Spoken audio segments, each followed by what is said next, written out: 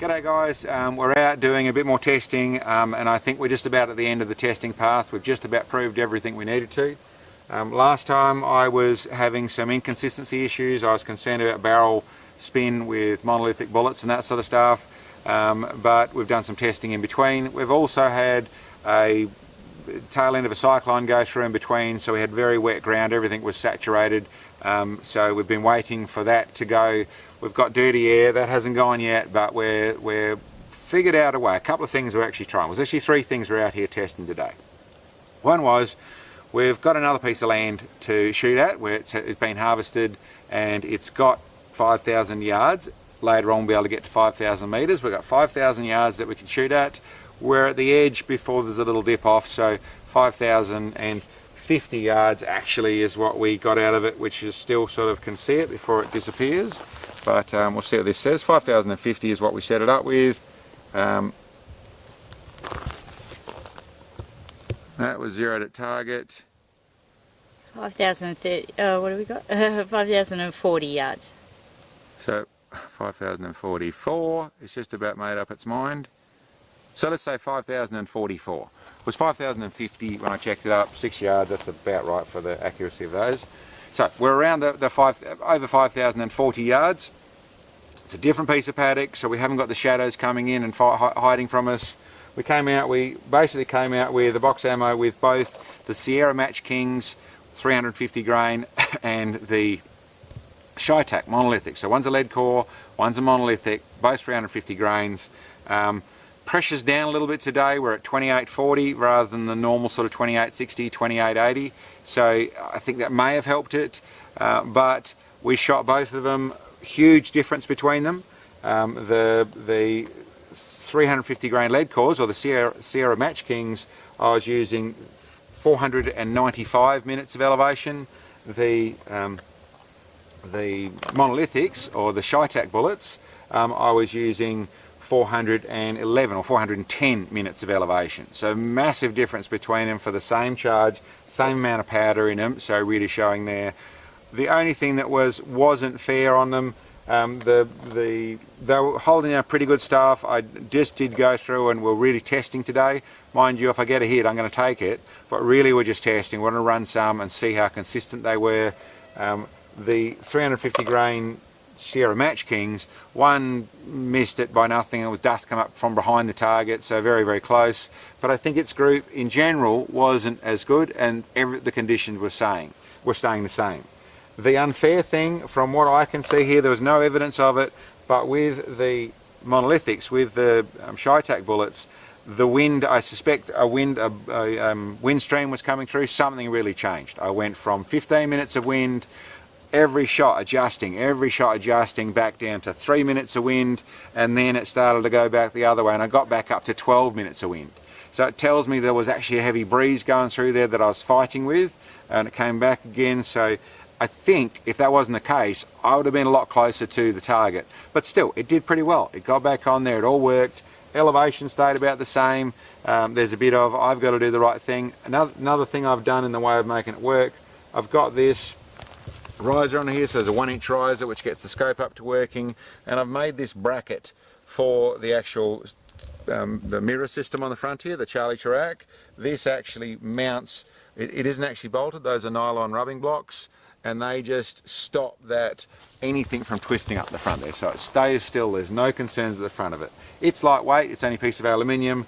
I just machined up some aluminium, some nylon little bolts which are rubbing there, so adjustable, so you can set it up and trim it and all that sort of stuff. But it means I don't need a level on the front of this, I don't need anything else. That's working nicely. The rest of it, the gun's cycling really well, it's shooting really well, the load sort of worked out. That bit of dirt worked. We did find it is with this dirty air that waiting until the sun gets low enough to really pick up that dust circle, so you can actually see it properly, does make it easier and helps us deal with this dirty air. But we've just about tested everything, done it. So what I'm sort of saying is I'm sort of out of excuses. I do need the weather to be a little bit on our side. I don't need howling gales or rain or any of that sort of stuff. But given the time, it's now a case of get out here and get it right. I'll come out with a whole 25 rounds and see if I can get it done. But yeah, that worked really well. I was really happy with that. Anyway, One last thing I'd say, we've managed to organise ourselves a drone for the channel. We're not going to use it all the time, but I'm going to put in some drone footage of actually out at that target, 5,044 yards away, where you can actually see the journey. Well, back over here, I think the nicest bit of the footage is actually coming back over. It was in the morning, it was a couple of days ago when we put the target out there, and we had a moment to be able to set it up, fly that drone over. It just flies to over there, but you can actually see this whole journey over here. So 5,000 plus yards of travel where the drone comes over here, which is quite nice footage.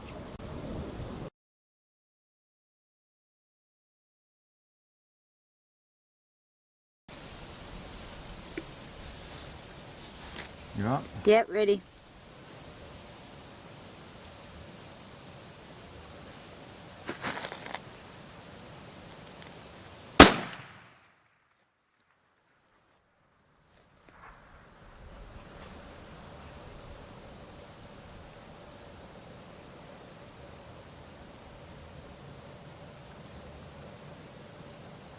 Ready? Saw it. Yeah. Yay. 3 targets left, 5 targets low. Awesome. Yay.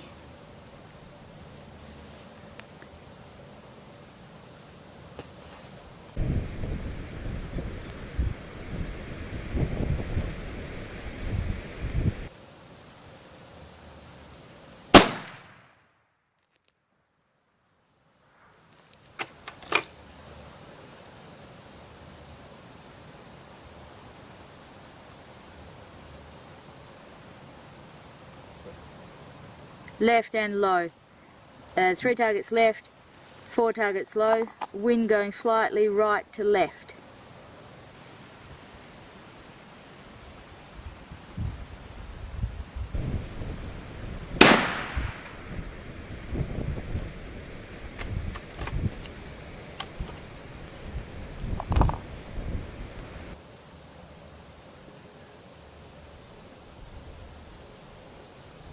Directly in line, or like left edge of plate, 2 targets low.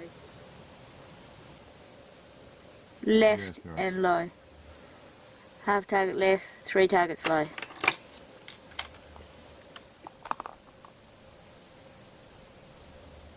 Left and low. 2 targets left, 1 target low. There's a little bit of variance when we're out there. Yeah. Right in line with the target, or like the right edge of the target, 2 targets low. And that dust is going very slightly left to right. Left. 2 targets left, 1 target low. Alright, certainly sneaking up on it. Sure is, mate, that's good. Oh, just behind it. Just to the left edge I see dust, like behind it, next to that rock. No, could be a lot closer, could be. 495. I think these are going to need somewhere about there. So, you ready? Yeah, hang on just one sec. Yep. Okay. Hang on, my camera's not focused, sorry. You've walked in front, I've got to bring it back in. I better lower this one a bit anyway.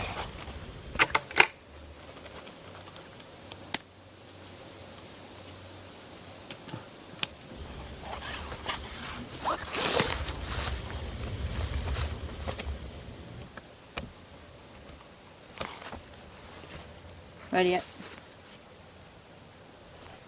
Okay. Let's see what we got, eh? Yep, ready.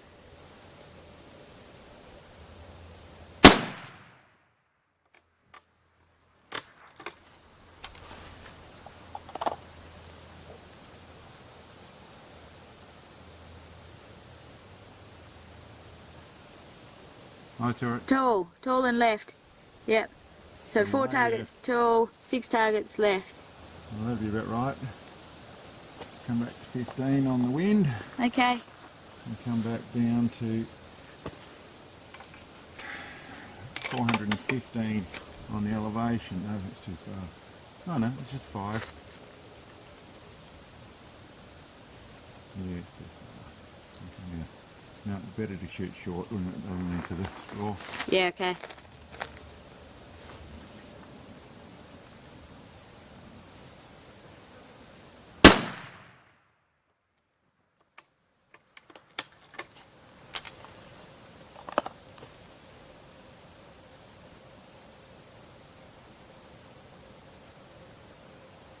Left and tall is directly above the rock pile, so it's like 3 targets tall and 5 targets left. Oh, a little bit of trouble getting it.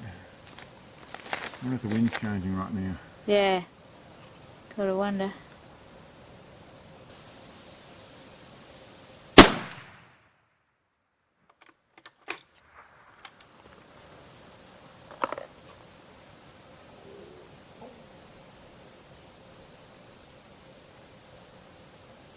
Left and low. 3 targets low, 3 targets left.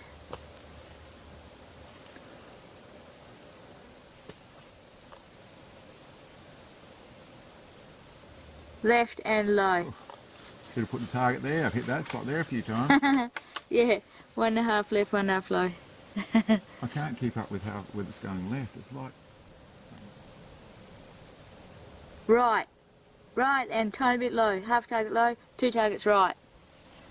There you go. Got there. got there. Right. It's a good height. 3 o'clock, 2 o'clock, 4 targets right. And that dust was going back to the left. Yeah, there's something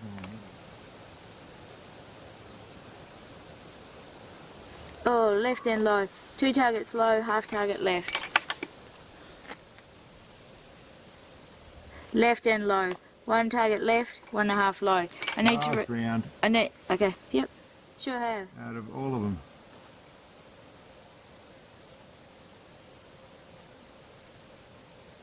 Right and low. Okay. I think.